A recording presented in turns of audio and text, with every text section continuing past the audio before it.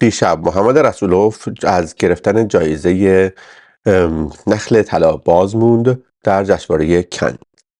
اما جایزه هیئت داوران جشنواره کن، جایزه ویژه هیئت داوران رو از آن خودش کرد.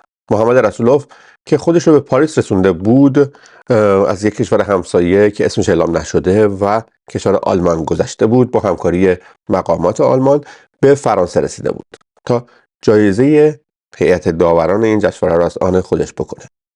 ایران فقط در یک بار در دوره فیلم عباس کیارستمی طعم گیلاس تونسته این جایزه رو از آن خودش بکنه و بگیره، جایزه نخل طلا رو، که حالا به رسولوف هم نرسید. اما رسولوف به محض اینکه احتمال جدی شدن جایزش مطرح شد و احتمال گرفتن جایزش در واقع مطرح شد و پاش به اونجا رسید، تعداد زیاد از کاربرای اینترنتی شروع کردن، تعداد زیاد هم نمیتونم بگم، یه تعدادی، روی بدنامسازی اون.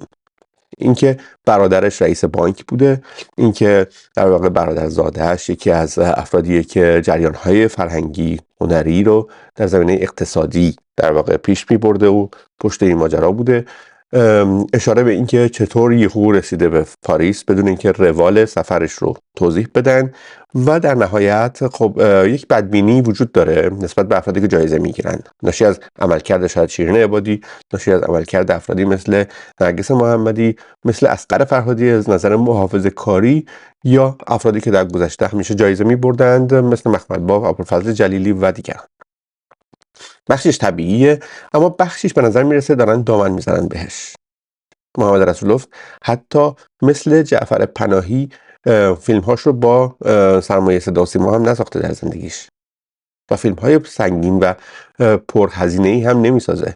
پس به نظر میاد بخش از این کاربران به نظر من دارن طی یک پروژه‌ای او رو میزنن تا هیچ کسی محبوبیت پیدا نکنه. و چه کسی خوشحال از این ماجرا؟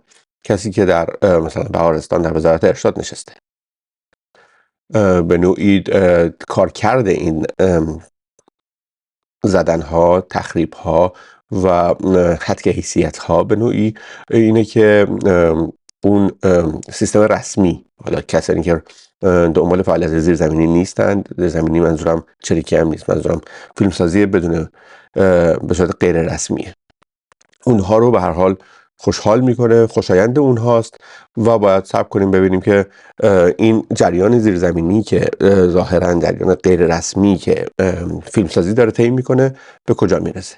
اما همراه اون ستاره ملکی، دختری که قبلا در دوره کرونا هم ویدیو داده بود که در رابطه با بالای مزار پدرش و اعتراض کرده بود، حالا بازیگر اونه، اون هم گفته من به صورت غیر قانونی با پاهام از ایران خارج شدم و در صورتی که از فرودگاه می‌خواستم بیام مشکل پیش اومد برام و پای پیاده با حمایت مادرم از ایران زدم بیرون.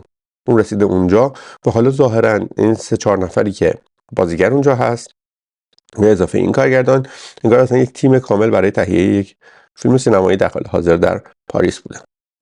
حالا باید صبر کنیم ببینیم آیا برنامه‌های آینده دارن یا ندارن که بعد بدونیم که چقدر درباره یکهو و غیر منتظره خارج شدنشون رو باور کنیم یا نکنیم. اما به هر حال جایزه هیئت داوران جشنواره کن رو امسال برای این فیلم آورد. فیلمی که در روایتی از یک ماجرای یک قاضیه که دچار پارانویا میشه و به خانواده خودش مشکوک میشه در رابطه با اسلحه‌اش، همزمان با وقایع سال 1401 دانه انجیر معابد.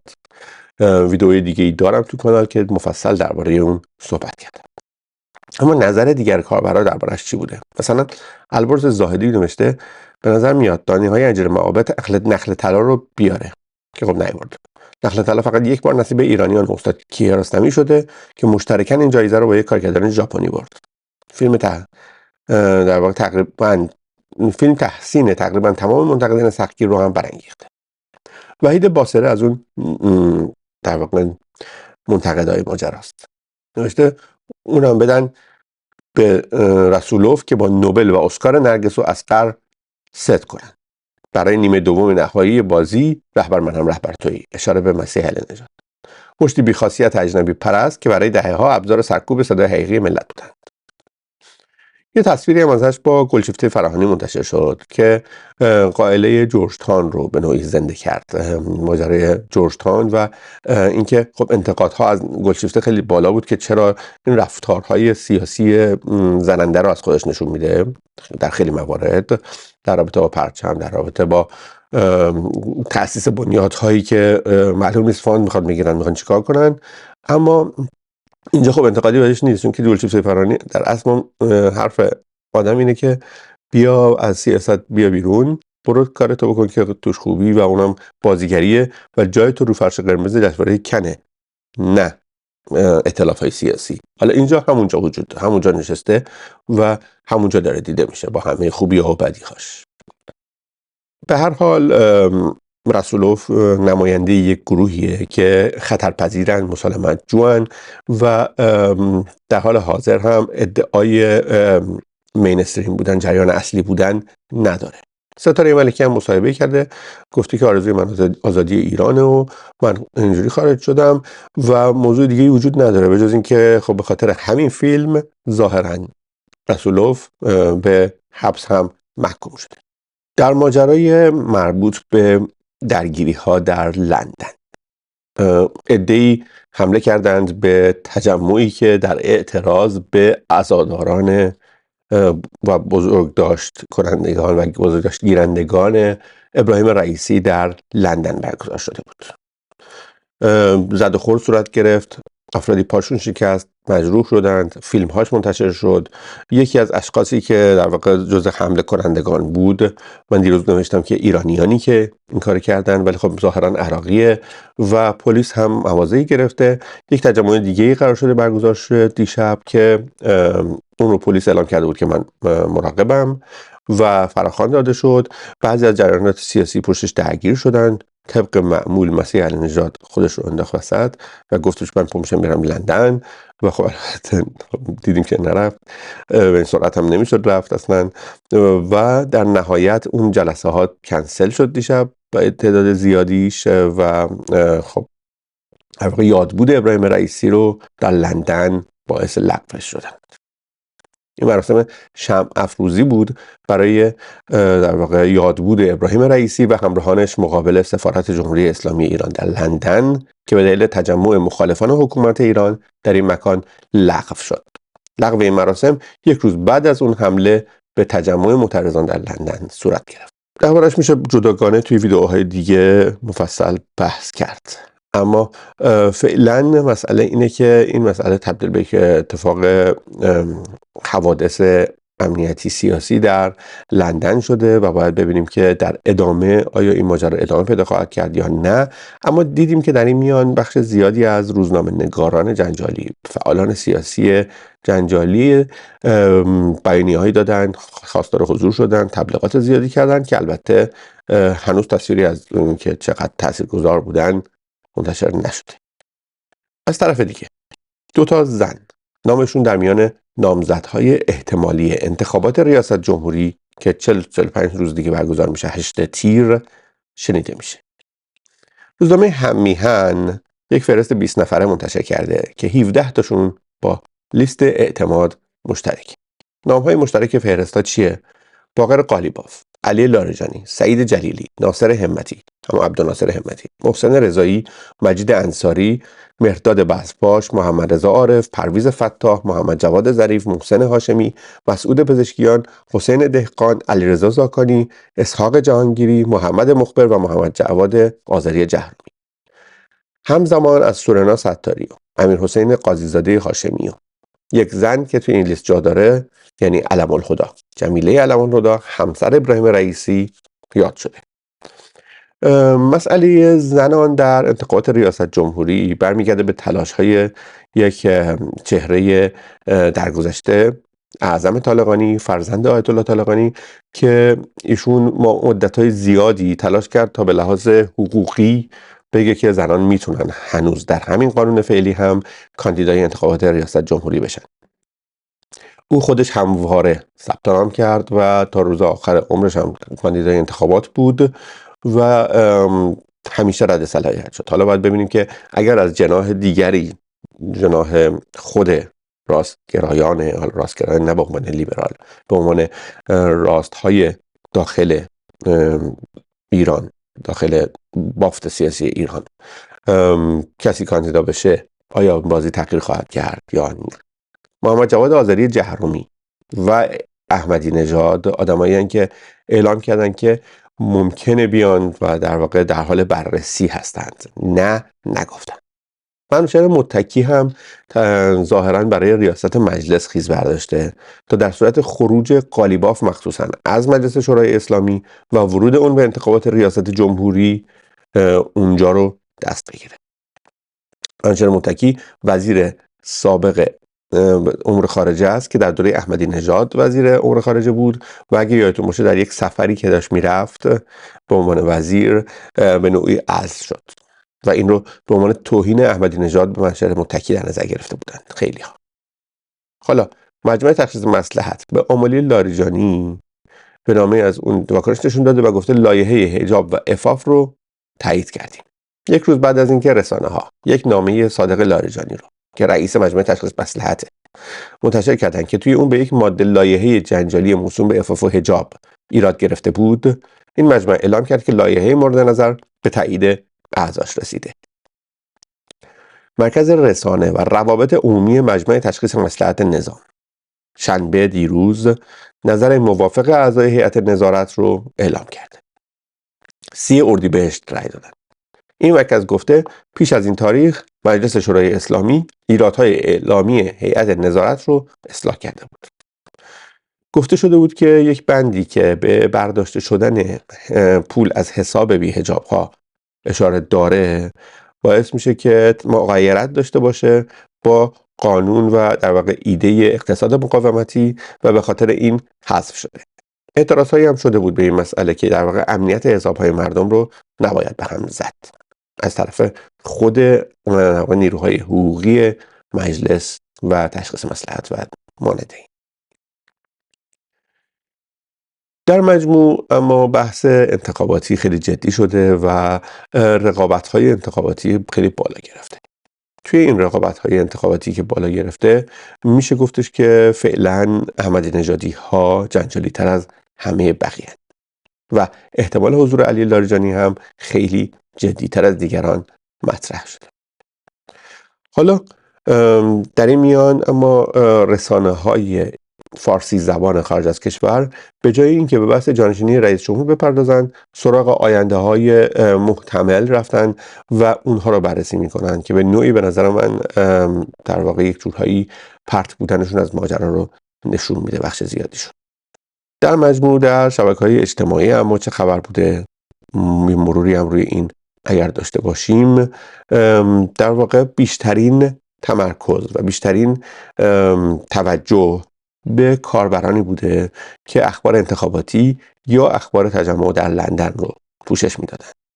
ایمپرشن در مجموع متعلق به اونهاست به شکلی که همچنان مثلا یک نفر به اسم عبدالله موسولچی در رتبه اوله، کسی که اخبار مربوط به تجمع لندن رو به طور مرتب پوشش میداده. آرش همپای یک فعال ایرانی سیاسی مخالف در خارج از ایران هم با پوشش اخبار مربوط به لندن دوباره کسی که عکس های مربوط به لندن و فیلم های اون رو منتشر میکردند در رتبه بالا هستند. بعد از اون اکانتی مثل ابن حوا قرار داره. اکانت ابن حوا که علیه سلطنت طلبان فعالیت میکنه به شدت مدافع ایده‌ای در واقع بهشتی رئیسیه و به نوعی طرفدار پروپا قرص جریان حاکم بوده تا حالا. او به عزاداری ها آخرین خداحافظی با رئیس جمهور سابق و همراهانش و اخبار مربوط به اون میپردازه. اما داوری پای ثابت همه این اتفاقاته. عبدالرضا داوری کسیه که در توییت های آخرش درباره موضوعات مختلف نظر داده، فقط یک موضوع نیست، به تبلیغات انتخاباتی احمدی نژاد پرداخته و مثلا تمسخر کرده که آیا اونو به ایرج ملکی قراره بدن. ایرج ملکی اون کسی که کاندیدای انتخابات مجلس شورای اسلامی هم بود، البته رأی نیاوردش، اما فیلم های خنده‌داری در طول سالها ساخته که از نظر خودش جدی. البته و چای دبش پرداخته درباره تحلیل تکنیکال ارزش معاملات حقیقی. پول در سالهای گذشته پرداخته. دیروز توییتی درباره در واقع هیئت مدیره یک بانک کرده. محاسبات عددی اینکه چند نفر در تجمع‌ها شرکت کرده بودن رو انجام داده بود که ویدیو دیروز درباره سیاست انتخاباتی، سیاست تشییع پیکر، سیاست خاکسپاری ضبط کردم، منتشر کردم بعد از ظهر که میتونید اون رو توی کانال ببینید در این رابطه. جدای داوری اما خبر کنسل شدن خود برنامه لندن و اون درگیری های لندن و تجمع لندن و همه اینها در ایران اینترنشنال خب رکورددار خبرها بوده. خبر کنسل شدنش خبریه که در واقع دیشب تا صبح ترند توییتر فارسی شده بوده. اما یک نفر به نام حنانیا نفتالی که شهروند اسرائیلی مخالف حکومت در ایرانه و تجمع‌های لندن رو هم پوشش داده توی لیست کاربران بالا اومده. یک آمریکایی به نام جکسون هینکل که مدافع فلسطین و مخالف اسرائیل، اکانتش در میان اکانت‌های پربازدید ایرانی قرار داره و بعد از اونها در رتبه 8م اکانت رضا پهلوی. حضور ظریف هم مطرح شده در میان کاربران که به نظر میاد موضوع داغیه که به هر حال مورد توجه قرار گرفته و طی روزهای آینده دربارش بیشتر خواهیم دونست و شنید. یه نکته رو بگم، من در طول روز خبرها رو سعی میکنم از این به بعد به طوری دسته‌بندی کنم که توی کانال تلگرام هم بتونید پیگیری کنید در طول روز. خبرها رو امیدوارم به شکل متفاوتی هم بتونم پوشش بدم و خب میتونین عضوش بشید. آدرس کانال تلگرام توی دیسکریپشن و توضیحاتش هست توی همین ویدیو و توی کانال همون بالاش که برید وجود داره. جدای این یک کارهای تازه‌ای که میتونیم تو کانال بکنیم اینه که به جز این برنامه خبری پکیج بسته روزانه که هر روز صبح زود در وقت ایران در آستانه آغاز روز ضبط میشه، من سعی میکنم موضوعات روز رو به صورت جداگانه، به صورت پکیج های تک موضوعی، تحلیلی و روایتی درباره موضوعات مختلف سیاسی، اقتصادی، فرهنگی، هنری، ورزشی و هر چیزی که به مسائل ایران بستگی داره و نه فقط سیاسی در طول روز پوشش بدم. به خاطر همین اگر نوتیفیکیشن کانال رو روشن کنید، ویدیوهای بعدی هم به شما اطلاع داده میشه. این توصیه و پیشنهاد و خواهش من از شما که عضو کانال تلگرام بشید و اون تیک زنگوله رو هم بزنید. لایک کردن ویدیو کمک میکنه که ما بتونیم زودتر جمع بزرگتری بشیم و کارهای تازه و بیشتری بکنیم. اما نکته دیگه ای هم که فردا قصد دارم شروع کنم بررسی ترندهای ویکی‌پدیا است. ما تا حالا فقط توییتر رو بررسی می‌کردیم و از فردا ویکی‌پدیا رو هم اضافه می‌کنیم. اینکه در ویکی‌پدیا کدوم صفحات ایرانی هست که ارجاعاتش بیشتر داره دیده میشه و توجه بهش بیشتره. اینو هر روز تغییر میکنه و من میتونم هر روز با شما در میون بذارم. اما بخش جدید برنامه روزانه توییت ها و اظهار نظرهایی که از شبکه‌های اجتماعی افراد مختلف و صاحب نظران برای شما میخونم. دیروز یک مترجم و یک نویسنده ایرانی، نویسنده جوان درگذشت. بخش زیادی از سوشال مدیا با این موضوع به لحاظ فکری درگیری پیدا کرد و در ارتباط بود. نیلو امرایی، فرزند اسدالله امرایی و خواهر امیلی امرایی، مترجم ها و نویسنده ها و روزنامه‌نگارهای ایرانی، دیروز در 36 سالگی درگذشت. جدای از اون، بهزاد مهرانی در رابطه با موضوع دیگه‌ای که همون احتمالاً رسولوفه نوشت که مردم ایران در تجربه زیستیشون در این چند دهه کم زندانی ندیدند که آلت دست شدند. به یکی شرف اهل قلم لقب دادند که بی شرف درآمد. یکی جیب مردم رو به بهانه کمک به زندانیان سیاسی خالی کرد. یکی دیگر از زندانیان دعوت به رأی دادن کرد. یکی بیرون که آمد و اکبر گنجی شد. باید به چنین ملتی با این تجربه های تلخ حق داد که بر اساس یک شهود و همینطور عقل عرفی به سرعت برای آن زندانی سیاسی که هنوز ماهیت خود را به طور کامل نشان نداده است فرش قرمز پهن نکنند و سوت و کف نزنند. آسیه باکری، دختر شهید باکری، نوشته: همه چیزتون دروغ و فریب بود تو این سالها. به بهانه امنیت آرامش رو از مردمتون گرفتید. یک زندگی ساده شد حسرت این مردم. تو 2 استان ایران سیل اومد، قادر به کنترلش نبودید. زندگی مردم رو آب برد. سوء مدیریتتون هر روز زندگی رو سخت تر کرد. کلی رجز خوندید که پهپادهای ما فلان، ما خفن ترین. برای سقوط یک هلیکوپتر از ترکیه و روسیه درخواست کمک کردید. عاجزید، همش بلوف، همش حرف. شما فقط زورتون به مردم کشور خودتون میرسه. همین، ما شدیم اسیر یک مشت آدم بیکفایت، پر ادعای دروغگو و فاسد. زندگی ما رو تبدیل به کمدی تراژدی کردید. البته خود من شخصا فکر نمی‌کنم ایرادی داشته باشه در غرب کشور از ترکیه کمک خواستن. درباره این بحث توییت ها، من آمدم که پیشنهاداتتون رو بشنوم که چطور در طی روزهای آینده این بخش رو پربارتر کنیم. منظورم هم فقط توییت نیست، در واقع نقل قول‌های کوتاه از افراد مختلفیه که دونستنش در طول روز شاید کمک میکنه به اینکه ما نخواهیم بگردیم و همه رو با هم پیگیری کنیم و بدونیم که افراد چه نقل قول‌هایی ازشون وجود داره در واقع در طول روز که لازمه پیگیری کنیم و اطلاع داشته باشیم. برنامه امروز رو به پایان میبرم. مطلبی درباره حضور احتمالی قریب الوقوع محمد بن سلمان ولیعهد عربستان سعودی در ایران.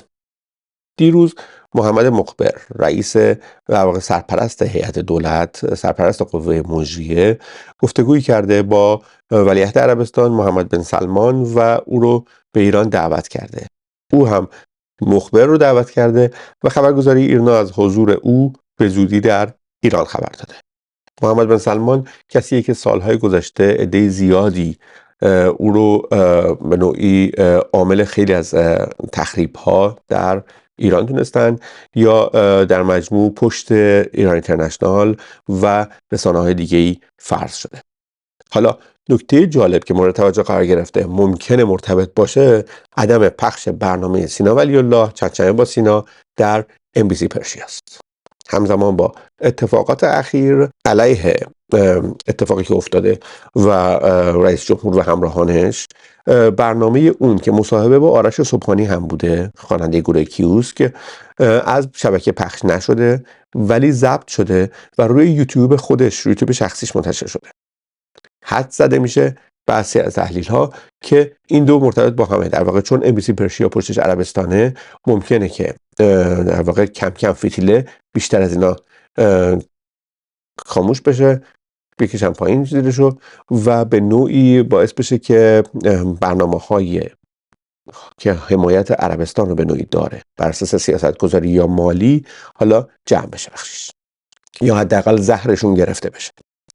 حالا از اون طرف حدس‌هایی هم زده میشه، مثلا بهزاد بلور، سینا ولی‌الله، علی همدانی و اینها افرادی هستن که از گروه‌های دیگه‌ای، از شبکه‌های مختلف دیگه‌ای بیرون اومدن و حالا اگر بذارید کنار خبر تایید نشده‌ای مثل خبری که نسرین خواننده قدیمی و کانال‌های ساتلایت نیوز و اینجور چیزها دارن منتشر میکنن درباره بازگشت احتمالی مناطق، ممکنه که این نیروها جذب مناطق بشن. حد زده میشه. هنوز خبر رسمی و دقیقی نیست. به محض اینکه خبر دقیقی باشه من به شما اطلاع میدم. مرسی از شما. تا ویدئوی بعدی که ویدئوی خبری بعدیه و همچنین ویدئوهای تک موضوع تحلیلی و روایتی درباره موضوعات مختلف در طول روز. خدا نگهدار.